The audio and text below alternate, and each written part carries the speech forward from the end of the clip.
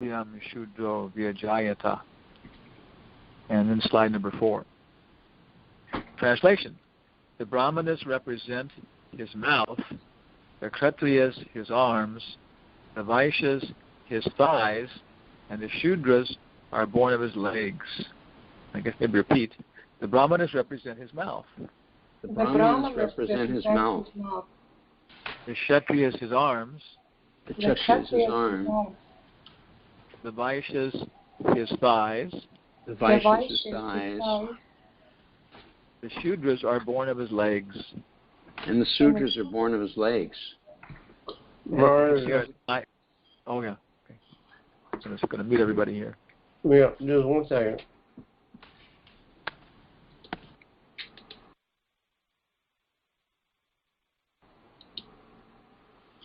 Okay, we're done. Okay, thank you. And I hope you recover by the end of the class. A medical miracle. So if you see our slide, our PowerPoint show, we have this nice picture of a brāhmana we found someplace on the internet doing puja, like that. Okay, then published purport. All living beings are stated to be the parts and parcels of the Supreme Lord. All living beings are stated to be the parts and parcels of the Supreme Lord. And now, how they are so is explained in this verse. So when I was thinking this, I had a little bit of problem to work this out because parts and parcels of Krishna, then we kind of think more like a very more ontological sense. Like, we're all parts of the Ras dance or something like that. So here it's talking about parts and parcels, but in terms of the bodies of the living entities, the embodied living entities, and the Lord's objective material body, the Virat Purush, Virat Rupa. So all living beings are stated to be parts and parcels of the Supreme Lord, and how they are so is explained in this verse. Okay, here it is. The 4 divisions of human society, namely the intelligent class, the brāhmaṇas, the administrative class, the kṣatriyas, the mercantile class, the vaiśyas, and the laborer class, the śūdras, are all in different parts of the body of the Lord. Okay. Now again, of course, this means the body of the jiva. And as such, no one is differentiated from the Lord. The mouth of the body and the legs of the body are non-different. The brāhmaṇas and śūdras. Constitutionally, they are non-different. But the mouth or the head of the body is qualitatively more important than the legs. At the same time, the mouth, the legs, the arms, and thighs are all component parts of the body. These limbs of the body of the Lord are meant to serve the complete whole. So this is the point that Prabhupada is making in the purport. It just says that they all compose these things. But here's Prabhupada's focusing on this point that they're all a part of the same body, and they're really not different. Like an apple is different than an orange, but an apple tree is not different from the apple fruit. You can't separate them and have their existence. One has to grow from the other. One has to nourish the other. One has to be reproductive cause of the other. Okay. So the śūdras, brāhmaṇas, and kṣatriyas, they're all part of the same body. But then Prabhupada says, if you look at it, okay, there is a qualitative difference. Then Prabhupada goes on. The mouth is meant for speaking, brāhmana, and eating. So these are 2 functions of the mouth, speaking and eating. The arms are meant for protecting the body. Yeah? The legs are meant for carrying the body. And the waist is meant for maintaining the body. It's very nice. The brāhmanas are supposed to speak and eat. The kṣatriyas are supposed to protect the body. The vaiśyas are supposed to maintain us. And the śūdras are meant for carrying everything. Okay, slide number 7. The intelligent class in society, okay, now we're going to talk about the brāhmanas first, therefore must speak on behalf of the body, as well as accept foodstuff to satisfy the hunger of the body. Yeah. It's not this Prabhupada says in the Krishna book that the brahmana is supposed to eat nice halava dripping with ghee, and not give any kind of information or teach anything. The hunger of the body, the hunger of the Lord is to accept the fruits of sacrifice. The brahmanas, or the intelligent class, must be very expert performing such sacrifices. And the subordinate classes must join in such sacrifices. So the brahmanas, as being the mouth of the Lord, in this, it means that they may not even actually enjoy the food. The mouth is chewing it and getting it to the rest of the body.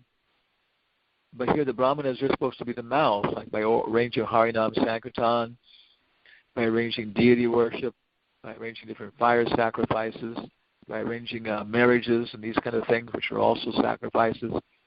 So they're supposed to function as the mouth of the Lord. And it's not that they're supposed to eat and enjoy so much. It's part of the process. To speak for the Lord means to glorify the Lord by means of propagating the knowledge of the Lord as it is, broadcasting the factual nature of the Lord and the factual position of all other parts of the whole body. This is our job. The brahmanas should be able to propagate the knowledge. Who is Krishna? What is his position? What is our position in terms of him? The brahmanas, therefore, are required to know the Vedas, or the ultimate source of knowledge. Here goes slide number 8. Veda means knowledge, and Anta means the end of it. According to Bhagavad Gita, the Lord is the source of everything. Aham sarvasya parabala. That, of course, is verse number 10.8, the first of the 4 nutshell verses. And thus the end of all knowledge, Vedanta, is to know the Lord, to know our relationship with him, and to act according to that relationship only. Just so kind of like Sambandha Abhideya, but maybe no Prayojana exactly. Into the Vedas and Vedanta talk about Prayojana so much. To know the Lord, he's the supreme, he's the cause of all causes. Our relationship is that we're part and parcel of him. We're not going to become him, so we should serve him. And then to act according to that relationship, we have a whole process of religion, of varna ashram, of vaidhi bhakti. And then there's a result, which is, of course, that we reawaken our prema in different transcendental spiritual aspects. So it seems that here, being part and parcel of the Lord, all being part of the body of the Lord, is really just focusing on the Virat Rupa and the embodied living entities, not talking about our esoteric position. The human life is especially, Prabhupada goes on, the parts of the body are related to the body. Similarly, the living being must know his relationship with the Lord. Human life is especially meant for this purpose, namely to know the factual relationship of every living being with the Supreme Lord. Without knowing this relationship, the human life is spoiled. And we can go to slide number 9 then. The intelligent class of men, the brāhmanas, are therefore especially responsible for broadcasting this knowledge of our relationship with the Lord and leading the general mass of people to the right path. So we got a very, very nice little picture we like, and it shows one clown with 4 different kinds of dogs all marching and dancing on their hind legs together. And so you kind of think of Srila Prabhupada, all of us in ISKCON, Srila Prabhupada's dogs. And there are big dogs and fancy dogs and little dogs. But the clown is leading everybody on the right path. Srila Prabhupada ki jai. Okay, section number 10. Then Prabhupada goes to the administrative class, which is meant for protecting the living beings so that they can serve this purpose. So it should be clear. Otherwise, the kṣatriyas, for example, try to start messing around in philosophy so they can actually adjust things for their satisfaction or things like that. But no, the brāhmanas should be doing their job, and kṣatriyas basically should find brāhmanas they respect, brāhmanas who they love and can take care of them, and then they protect them, protect society. The mercantile class is meant for producing food grains and distributing them to the complete human society so that the whole population is given a chance to live comfortably and discharge the duties of human life. The mercantile class is also required to give protection to the cows in order to get sufficient milk and milk products, which alone can give the proper health and intelligence to maintain a civilization perfectly meant for knowledge of the absolute truth, the ultimate truth. So this is one brings to our mind that is one point now that even several devotees are starting to take to a vegan diet. It's an interesting topic, and our understanding at this point, we're always trying to learn more about things, is that then yes, we should try to minimize, if nothing else, minimize our consumption of milk in terms of reducing the animal slaughter that goes on. Because, of course, almost all the milk we get comes from cows who are, in first place, they're tormented and tortured horribly simply to produce more milk, and they die at a very early age and something like that. It's just unbelievable, the kind of torture that the cows go through to increase the milk production. Other places, and there are different dairies like that. In California, for example, devotees would buy their milk from Clover Dairy because they were Christian people, and they took care of the cows nicely. But in the end, they also sent them down the road when they weren't productive. So, but there are some places that do retire the cows. And even studies like that, one devotee, Mark Chatburn, as you remember, he did his master's thesis on this. And he did like a little survey, maybe like 200 people, 400 people. How much more would you be willing to pay if you knew that the cows that you're getting milk from were actually being retired rather than killed? And maybe a little description of the quality, the improved quality of the milk too, because of that. And maybe if milk cost like $1 normally, people were willing to pay like $1.40 or something like that. Maybe like 40% more than they were willing to pay, just because they knew the cows were being retired. And that means, okay, that's 40% more than the farmers that could actually go through it. You have to take care of the cows and retire them properly.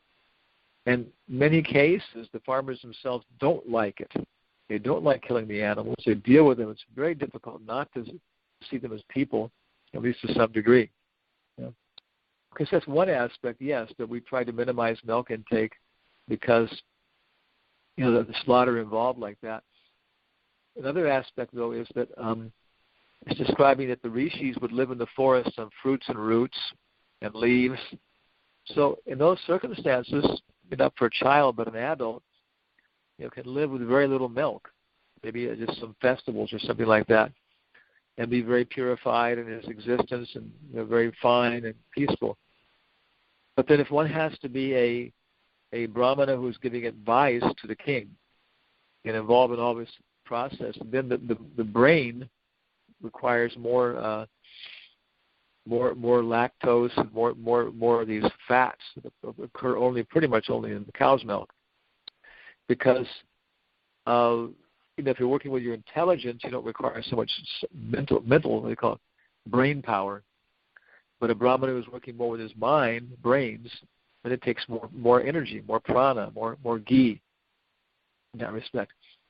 And so if you want to be a preacher, Sankirtan devotee, and get out there in the field and actually confront people and have mental battles with people to defeat Maya, then you're going to have to take cow's milk, stuff like that, to have the brain strength to fight. And of course the mental strength and stuff coming from the cow's milk, you could even directly feel it. Otherwise, you get headaches and stuff of trying to do this work. Okay, another point that will come back later on probably. That's kind of our basic understanding that yes, to do. Oh yeah. And then the best way to protect the cows, to establish this thing, is the Sankirtan movement. Prabhupada says, as the Sankirtan movement changes, people will change their heart. Without that, it would be very difficult to establish it. This is a change of heart.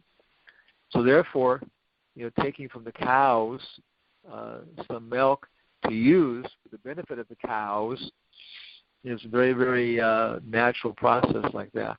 But if we're not engaged in this kind of work, then how much do we need? We don't need to engage in a lot of, expensive milk sweets and everything else just for our sense gratification, realizing that it's not at the cost of murdering so many cows.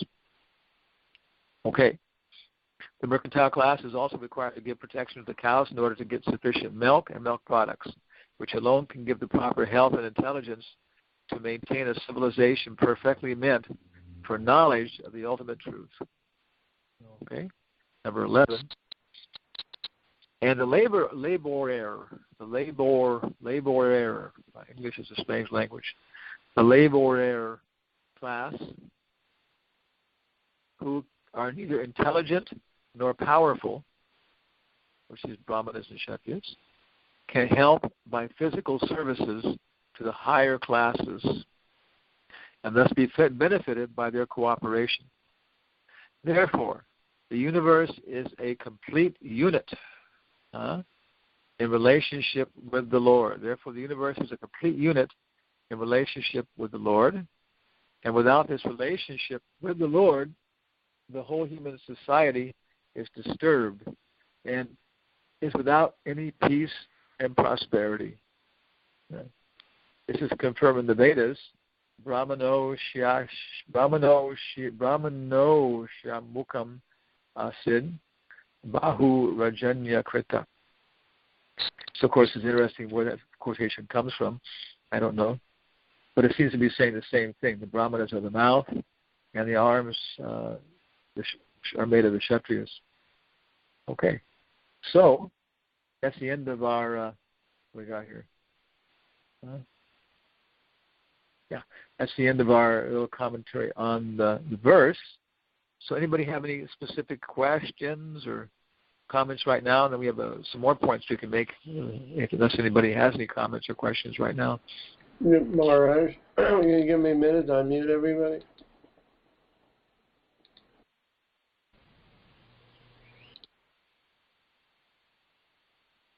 So, Dandavats Maharaj.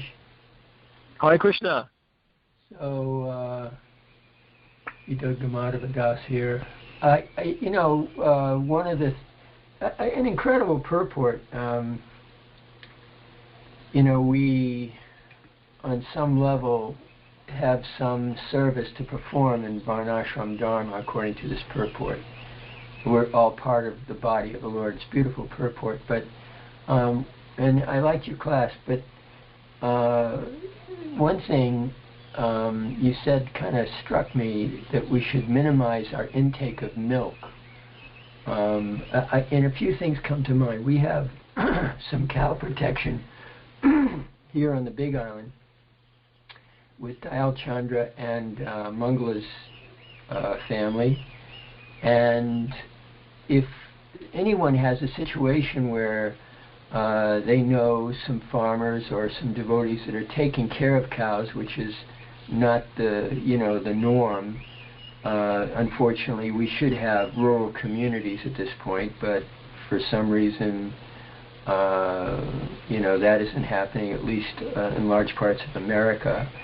And, you buy local, or you support the devotees or the farmers that are dealing with the cows properly. That's one way that you can do it. And another idea is, even though there's a lot of abuses and it's a cruel industry and they're not dealing with the cows properly, by boycotting the milk, is that really going to affect a change? Or one devotee years ago said, should we abandon these cows and not offer their milk to Krishna? You know, I mean, then their lives are completely lost. Then they have no, they don't fit into, you know, the devotional world, you know, at all. They just have to suffer, you know, their lives without their milk being offered. So it's a very nice point. You know, I was kind of thinking like that too. You know, my only point was kind of like, you know, if we're just satisfying our lust by eating a lot of ice cream and this and that stuff and so forth, so on, you know, then that's not necessary. And so maybe we're artificially increasing the amount of milk necessary, and because of that, artificially, there's going to be more money, you know, for cows and slaughtering them. You know, it's complicated, as I was saying. You know, so your point, very, very nice. As I was thinking, it's okay to just take what milk we need and use it for Krishna's service, and like you say, engage it all for Krishna's service, and then automatically the cows will benefit, and we'll have strength then, mental strength to preach. Right. Yeah, Prabhupada, on different places, he called it a miracle food. I feel the difference when I'm taking milk, when I'm not taking milk. And also, to it's a fact, though, that there's I mean, for the cows are being, you know, they put them in iron cages, they move them from here to there. It's just unbelievable. They die like in 7 years rather than 25 years. And people tell me that there's you know, there's a certain level of acceptable level of pus, you know, what the U.S. government establishes in the milk, because the animals are just so disturbed that some of the milk we're getting is like really toxic, you know, compared to the other milk. So there's a big variety in the dairies. You know, right. You have to be intelligent. You know, even the homogenization has ruined it. Basically, it's bizarre that across the board they've decided. You know, the dairy associations decided to spin up the milk in such a way that the fat isn't digestible, or it causes problems. And their way out is 1%, 2%, you know, or non-fat milk. That's how they adjust it. But yeah, there's a lot of. So you have to be intelligent. Yeah, you have to be selective about what you're doing. Paramedwait Maharaj in South America, he's got something called the Spoon Revolution, and his cow seva is turning vegetarians, you know, turning people into vegetarians, and then he feels like he's saving cows that way. Yeah, we have a lot of content in this program in South America. Yeah. Mm-hmm. We get a what's the word I'm looking for? We sponsor a couple of cows at Balabhadra's farm, and he sends a regular publication out. And he came here and visited us in Hawaii about a year or so ago, and gave and it really got me thinking along the lines of what Maharaj was saying, that we really have to, you know, consider the plight, the torturous condition these cows are put under. The big point he made was, you know, okay, maybe in the beginning, 40 years ago, over 40 years ago, when Prabhupada was talking about the importance of protecting the cow and cow protection, and okay, so maybe for now the practical thing is to buy the milk and et cetera, but the point that he makes, and he makes a point really strong. I'm actually looking for the most recent publication, but I can't find it. I want to read what he said, but it's somewhere around here. I can't find it. But he just makes a very, very strong case about blood milk. That, you know, hey, after 40 years, I mean, how much longer are we going to just sit back and say, okay, well, you know, it's Kali Yuga, what can we do? But it's torture right from the very beginning. As soon as a cow is, of course, their insemination almost always is AI, artificial insemination, and then as soon as the calf is born, which is I don't think any of us, I certainly don't have the full feel for it. But when that calf is almost immediately taken away from the mother, which is devastating to the mother and devastating to the calf. I mean, it's torture all the way through. So, anyway, we're pretty much vegans, and everybody's making good points. I also appreciate Vidugta's point that milk is really healthy. It's a great thing to take, but then again, we're also making the same point that how healthy is the milk really if we're drinking commercial milk. So anyway, I'm just throwing out that other side that it's we've really tried to minimize and practically stop any use of milk. But if and when we can ever get the healthy milk, Ramananda Prabhu brought us over some wonderful milk from the Big Island, and God, that was just like right out of Vaikuntha. It was right from Vrindavan. It seemed like it's right from Vrindavan. It's so wonderful. But anyway, I'm just throwing out the point that I was appreciating what Maharaj is saying, that we, at minimum, we should definitely minimize, unnecessary taking of milk because it's just so torturous to the cows. Well, I mean, you're just reinforcing that idea. That's it. I'm just reinforcing what I'm right, just agreeing with both basically sides. You're taking that side, and I'm saying, you could go a little deeper. You're just scratching the surface here. And, you can use your intelligence to locate some milk that isn't that, that people are taking better care of the cows and support that. I agree completely. We're all on the same page. Yeah. As a footnote, when we were in Vrindavan 3 years ago, we were playing bhajans at the Mughal Mandir, and it was a big party organized by Sadhu Maharaj, and he invited one of the goshalas to provide the milk. It was hot milk that they came and served in clay pots to the guests. And if you drink that milk from Vrindavan, from the goshala cows, it was intoxicating. It was truly intoxicating. It was amazing.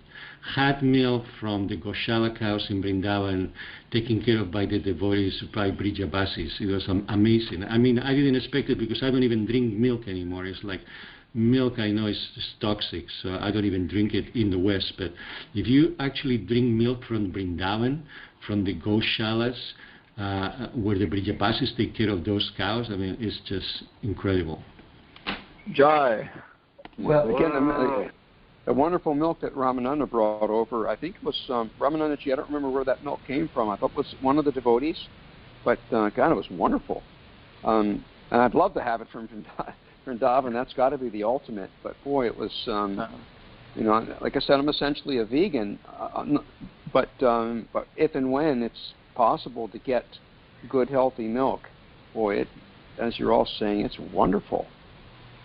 Yeah, I think it's a wrong adjustment to become vegan as a devotee. I just think there's something wrong with that, personally. I don't think it's a correct adjustment. And it's not about 40 years ago. Prabhupada's talking about a situation where milk,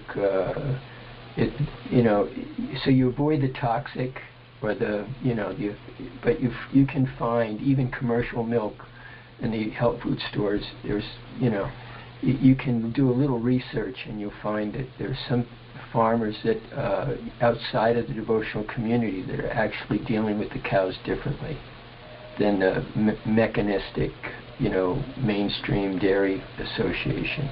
That's a good point. I should maybe look a little harder over here. A good point. Well taken. Yeah. But the point is, though, that almost all of them kill the cows in the end when they're not usable. Almost none of them retire them, as far as I know. Even Clover Dairy here, the same thing. Yeah. And when I was in California, we found some people that took care of cows, that weren't devotees. Anyway, yeah. I'm just throwing it out go on, there. because I have a few more points here. let's go ahead to slide number 12 then. Okay. Prabhupada says, the brāhmaṇas therefore are required to know the Vedas, or the ultimate source of knowledge. So from the basis of scriptural standards, then we can actually make decisions about these things. And so what sources do we have in terms of these Vedas?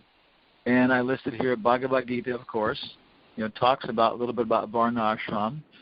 Introduces the basic ideas. Chaturvarnyam Mayashristam Guna Karma Vibhagashaha. That was 411, somewhere there. Yeah. And then, of course, later on in the 18th chapter, there's discussion of Shamadama Tapo Socham Shanti Arjuna Evacha. Yeah. And the more details. But in Srimad Bhagavatam, practically speaking, I would say that most of Srimad Bhagavatam is Daivi Varna Ashram Dharma. Yeah. Bhagavatam has kind of a fast route, which the nectar of devotion kind of pulls out. Bhakti Rasamrita Sindhu pulls out the fast track. But if you want to kind of take your time, there's more details than about different examples of people like pregnancy of Diti in the evening, Kashyapa and Kardama, and how they got married in different ways, and the ladies and stuff, and how all these things can actually be very, progressive to cultivate spiritual life in a very, healthy pace. You may not become a pure devotee in 6 years, but you will become a devotee in 36 years. Okay. So much detail about Varna Ashram in the Bhagavatam, and just so many purports who probably points out this is Kshatriya Dharma, this is Sri Dharma, like that.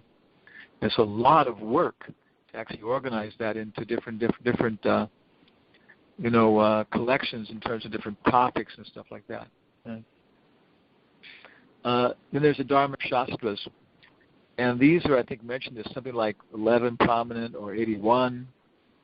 And of course, Prabhupada in the instructions by Vishnudeva Yudhisthira, in those purports, he mentions Manu Samhita and Parashara's Dharma Shastra. And I think someplace else he also mentions Yajnavalkya. So Manu Samhita is supposed to be more for the Satya Yuga or something. And the standard is very high. And then Parashara's Dharma Shastra is supposed to be more for Kali Yuga. So I tried to find it. Maybe I mentioned this before. It was a whole adventure. I went to the University of California Library, and these librarians, they have 1 million books, So the librarians got really enthusiastic. Here was a real, fun search. They're using all their tools. And they got copies coming back, but they're all in Devanagari. So funny, one librarian screamed, "Oh, I've got it. Okay. And there was one copy in English in the Bolt Hall Law Library. Bolt Hall is the law school. So I walked across the grass and came to Bolt Hall and started looking for the call number. And it was down in the basement, all in a cement basement with these lights. And one shelf was Hindu law, So I started looking for the specific title, and then this door opened up in the cement wall, and this guy came out and was locking his door, and he says, "Oh, do you know Sanskrit?" And I said, "Well, a little." And he kind of winked and said, "So do I." He walked away. So I don't know who he was. But I found that there was one little copy published in 1896 by the Asiatic Society, and apparently no other copy has been done, no other translation has been done because it was so good. And we have it on our website. Our website is bhati.org, Bhati, kind of like Bhakti without the Krishna, without the K, Bhati.org, and that's our Neos place. And you can find some different things there. You can also find Parashara's Dharma Shastra. And I actually, because it's for Kali Yuga, there's some very specific, interesting, useful advice about remarriage. And is it proper for a girl to take a second husband? So very interesting discussions there, very practical. And after that, I even noticed, like in some room conversations, when Prabhupada was giving advice, practical advice, he was actually quoting, from Parashara's Dharma Shastra. So that's there.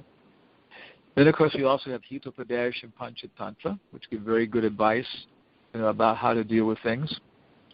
The Bhishma Stuti is it's in the Shanti Parva, the end after everything is finished in the Battle of Kurukshetra, and that's when Krishna asks Bhishmadeva the bed of arrows to give instructions on Varna Ashram Dharma to Yudhisthira. He says to Bhishmadeva, "You're leaving in a few days sometime, and I'm not happy because you're taking all this knowledge with you. You know all the knowledge of all the other acharyas, and generally speaking, as far as our readings, even as all scholars of the Vedas say that, practically speaking, it's very difficult to surpass Bhishmadeva's instructions there in terms of being the best description of Varna Ashram in all the Vedas. So it's about 135 pages of 10-point type, I think in the Ganguly thing. And Prabhupada summarizes it in 2 purports in the 9th chapter, where it just says Bhishmadeva instructed Yudhisthira about this and that. In the purports, then Prabhupada gives a little amplification, based upon the Bhishma Stuti. And it's like every single sentence is a super concentrated thing about what is the role of women, what is the purpose of the Gurukula. And if we just read those and contemplated what they implied, so many problems in ISKCON and everything else we could have avoided like that. So the Bhishma Stuti is another great source. Then Hansaduta said, Prabhupada said, we could teach Shakespeare in the Gurukula. He said, if you want to understand word power, read Shakespeare. So much of Shakespeare includes all his discussions about Varna Ashram in our Western setting. This whole topic about remarriage, for example, is a big topic in Hamlet. The main topic is about how his uncle killed his father and should he get revenge or not. But a second topic was that his mother then also married her brother-in-law very quickly, And Hamlet says that the cooked meats at the funeral feast did but do double duty as cold cuts at the wedding feast. So her husband's body wasn't even cold before she was in bed with her brother-in-law. And then to try and ferret her out or teach her, he has this theater troupe which has come to Dunsinore, put on a play, which will see if the king responds to the murder, and also show his mother, preach to her about what she's doing. And so in the play, the old king says, well, I'm going to be dying soon, and you should go ahead and get remarried. And the young queen says, oh, no, I'll never remarry, this and that, this and this and that, this and that. And one of the lines is, she says, they say that a woman who kisses a second husband in bed murders the first one twice. It's heavy. We do this in the comparison to Bhagavad Gita. We have a whole slideshow called Hamlet and Arjuna, and it works so nicely. Afterward, we sell Bhagavad Gita very nicely. And we even have one girl we did it all in Spanish in South America to start with. So there we have the poetry of Shakespeare and the poetry of Vaiśyas, and so touching, so potent. So we have one girl, our disciple, she studied professionally as an actress. So she started playing the player queen in the drama, and she broke down. She couldn't handle it. It was just so intense, the communication about what is remarriage and everything else like that. So very, very good discussions in Shakespeare and reading these things to touch Western audiences and to communicate with them. And again, we've done this one thing of Hamlet and Arjuna, but another one, a very good one, is The Taming of the Shrew. You can just put that on as for the Grihasta community in your place there, with Richard Burton and Elizabeth Taylor. And it was like they were born to play those roles. It's just this kind of whole perfection of their lives. The two of them carrying on like that, Taming of the Shrew. And it's really funny and very inspiring for a good understanding of what is Grihasta Ashram, what are our roles, how we're supposed to carry on. And finally, we have here, of course, Chanaka Nidhi and Chanaka Bhatt. Chanaka gives so much advice, about Varna Ashram and the king and so on. So we may want to teach Vastu, we may want to teach Ayurveda, we may want to teach Gandharva Veda, but the thing we have the most resources immediately is Danda Veda. Vishnudev calls it Danda Veda because the king has the danda to chastise people, the rod. So right away, if somebody wants a curriculum, we can assign them, we can give, research projects for masters and PhD thesis that people can start doing, and give so much advice all over the world about how to deal with relationships between men and women, between the laborers and the capitalists, proper defense, and even to the point of this point about racial purity that's coming up because we're doing the 5th canto now, is that our perspective is racist, but in a very rational sense that, different people have different qualities because they're born in different races, and they should be in certain places globally, and otherwise it's going to create problems. And so in Europe, Hridayananda Maharaj is saying now, before, of course, there was this genocide over racism going on, but people said, no, we're going to stick with multiracial, multinational, multi-ethnic culture. But now the Prime Minister of Germany, the lady, has formally said it's a failure. It's just not working. And 80% of the people in France are voting, to send all the Muslims and Arabs who are coming from Africa back to Africa. Okay, it's a controversial topic, like polygamy, and so we have to research as brāhmaṇas what the Bhagavatam, what Prabhupada actually says. At this point, my reading is that Prabhupada says, yes, we have to accept. Being born in a white body, you've got certain advantages and disadvantages. Black body, you've got advantages and disadvantages. Woman's body, And this is Varnashram. And when they're all connected, black people, white people, red people, orange people, women, men, children, adults, old people, properly in Varnashram, then it creates a place of peace and prosperity, for progressive spiritual life. Okay, next slide there. This is the last one we got, number 13.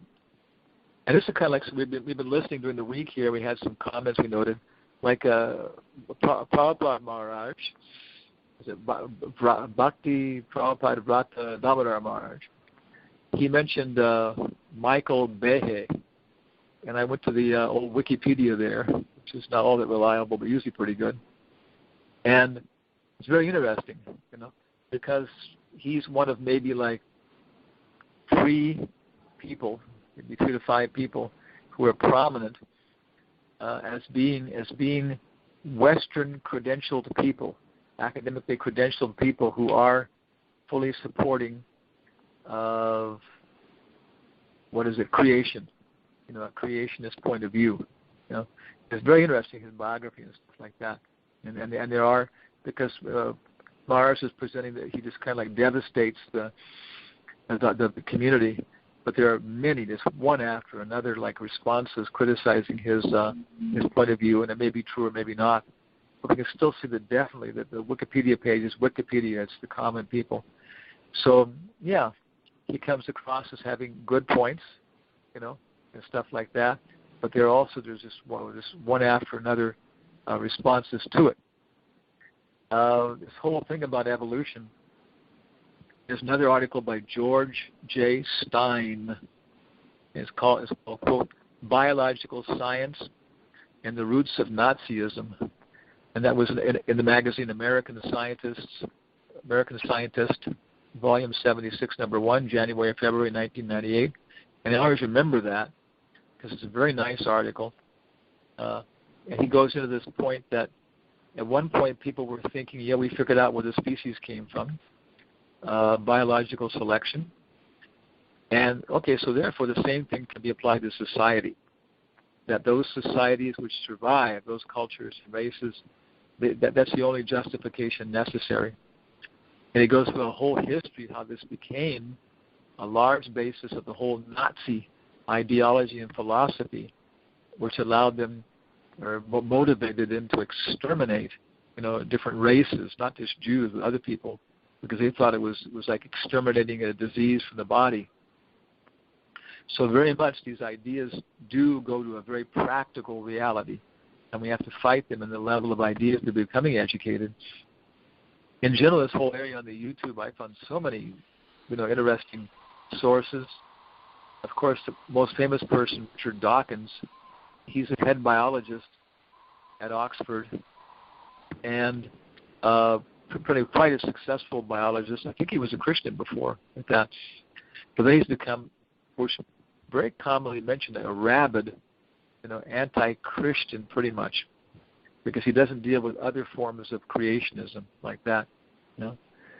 And he had one book called the God Delusion. I think it was called The God Delusion.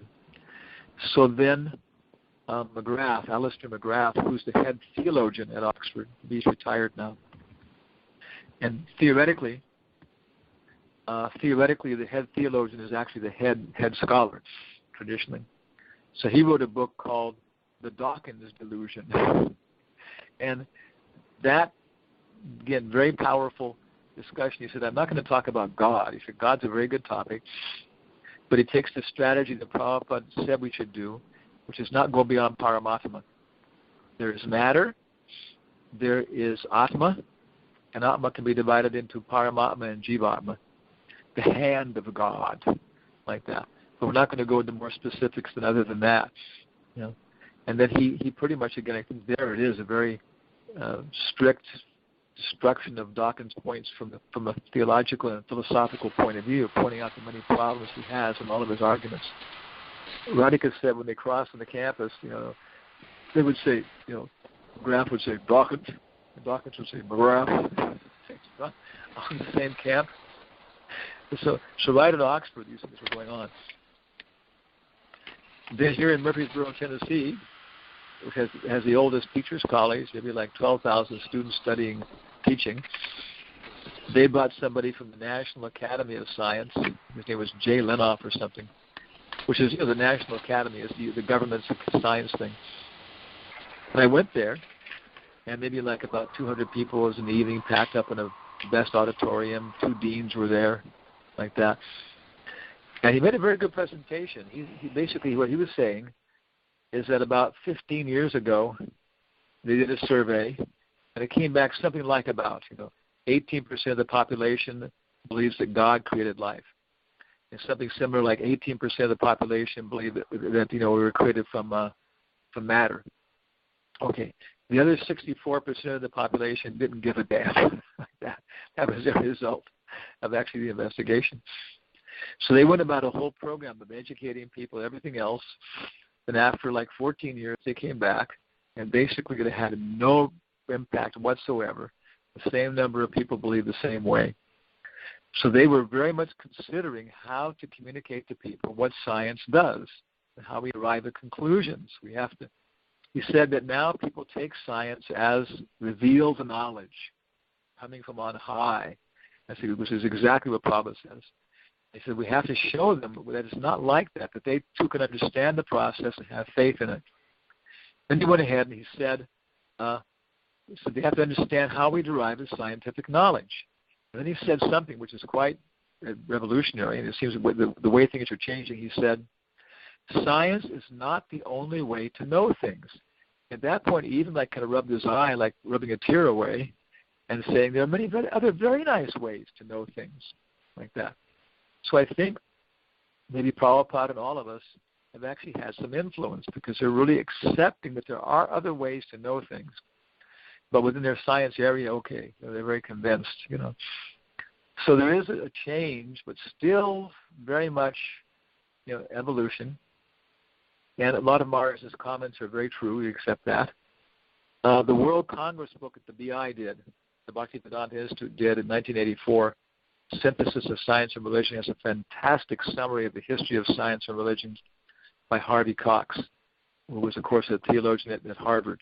Wonderful description of the history of how these things have developed and how religion and science have in the past related and how they're related now.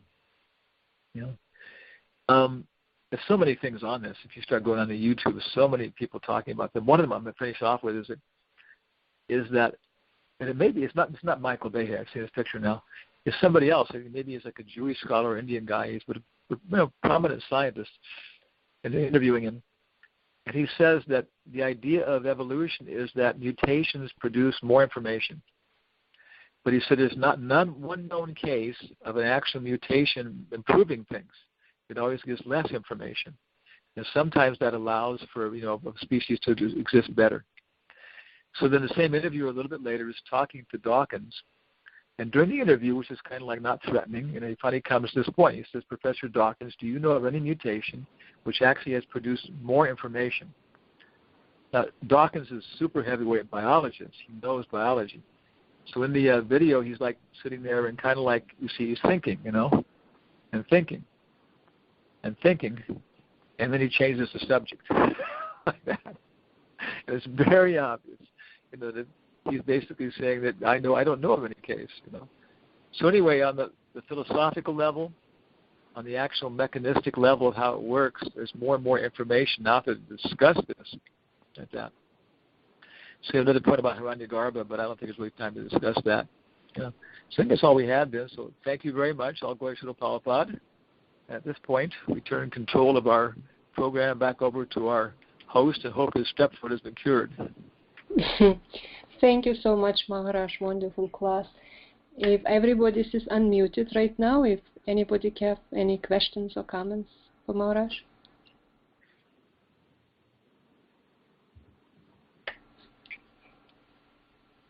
A good class. I didn't know Dawkins was a Christian. I'm not sure, but I think he was before. That was the thing. And then he was a theistic guy, and he changed like that and became very fanatical about it. Right. Yeah, it makes sense. He's really targets. He takes easy targets. Yeah. And the Christians, they won't load in with us because then they got to accept the incarnation. And that, of course, messes up some of their gratification. Right. Yeah, the Christians just make a few mistakes. Some of their arguments are good. Some of them, we can pick and choose. I was thinking somebody could, writers often take a name, when they write something, a different name than their own. And we have examples of acharyas like Vishwanath and others that have preached to certain sections. Even Bhaktivinoda, has made some pretty interesting comments about that some of the hells, they may be imaginary or whatever, just to adjust to the audience that he's speaking to. So I was thinking, one way to approach these evolutionists who have, who are tenacious, and they do criticize Behe and anybody else. I mean, they'll just attack anybody because it's a hot button issue, because it's their core belief and they're defending it. So I was thinking someone could write something and just, so they wouldn't attack the imagery of the Vedas, pose as sort of an impersonalist, but allude to a personal conception at the same time. Yeah, I wonder if Behe to some degree is also even doing that. That was McGrath's strategy too. He said, I'm not going to talk about God. It's a good topic, but I'm not going to talk about that in this discussion. Right. Just the Paramatma is enough. Actually, Prabhupada said in the university environment, don't go to Bhagavan. Simply go to what is Prakriti, what is Atma, and they'd explain Paramatma, Jivatma, and then he said after that, if they want to talk personally, okay. This is Prabhupada? Yeah, that was his philosophy for the BI, for how to preach in the universities. Oh, he instructed the scientists like that? Yeah. I've applied that. One time in university, we gave a lecture in South America, and another professor came, really liked it. He said, can you come and talk to my students tomorrow? Or 2 days later. So I went there, and I got there. The guy was really nervous. He took us in. He said, well, my chairman department wants to talk to you. And so I went in, and it looked like the chairman was really upset with him for inviting, monks and that kind of stuff. So I talked to the guy, and the guy was a little pacified. Well, okay, let's go ahead. So I went in. It was a big classroom, one of these thrust classrooms, maybe like about 140 students. And I presented the whole Sankhya thing. And the chairman was up, and this lady came in, looked like she was the dean or something, way up in the back, and this professor was kind of like looking over her shoulder. The axe was on the line. And so I stuck exactly that point about Sankhya and presenting all this stuff. And somebody specifically asked me a question about God and this and that, And I said, it's a very nice question, and of course, obviously, I have some thoughts about it. But for this environment and stuff, of course, it's not really practical to just talk about it. But if you want to talk about it later, we can talk about it. So out of the corner of my eye, I was kind of looking up at the dean and the head of the department, and they both were smiling very broadly and nodding their heads up and down like that. Yes, you took care of that very nicely. Yeah. So I think that's it. Most people in America believe in God, but the people that control the media don't. And so most people think it's not proper to talk about it. People don't believe in God. We talk to them individually, personally, and they have a lot of questions and inspiration and enthusiasm. Uh-huh. I mean, Prabhupada himself, he published Reservoir of Pleasure. He's giving Krishna at the front end. But is there anything in the folio that, directly where Prabhupada's talking like this to the scientists? They should go as far as possible. Of course, the life comes from life. In the dialogues with Bhakti Damodar Maharaj, there he has him pose as a scientist. Right. Like, yeah. Okay. But also it's also a strategy used in other areas too, not just within science, other areas too. I think generally the university atmosphere, Prabhupada's talking about Paramatma, and that's about all they can handle. Personally, you can talk to people, but when you start getting into the institution is set up, at least it was set up then, where, talking a prison guy, we were talking with this guy in prison, he was a chaplain. He had an incredible library, this incredible theological library, the devotees' books and everything else there, the prisoners had organized. He was talking to us, and he said, somebody asked me, he said, Reverend Bob, where can I learn about God? And he said, I thought about it. He said, the most bizarre thing that came to my mind was that because if you try and talk about God in the schools outside, you'll be, if you do it forced, you'll be arrested. If you push the issue, you'd be physically taken out of the school. Yeah, it's illegal. He said, but in the prison, actually, they're encouraging us to teach people about God. So he said, the most bizarre thing is that if you want to learn about God, you have to go to jail. Interesting. Yeah. But I guess maybe we should end here and all go back to Godhead today. Why not? Why wait? Yeah. Shri Devi ki jai. Shri Bhagavan jai. Jayananda Prabhu ki jai. Hare Krishna. Jai. Hari Bol. Hari Bol. Thank you, Maharaj. Thank you all very much. Thank you very much, Maharaj. Haribol, Haribol, Haribol. Jai, Srila Prabhupada. Haribol. Hare Krishna. Thank you.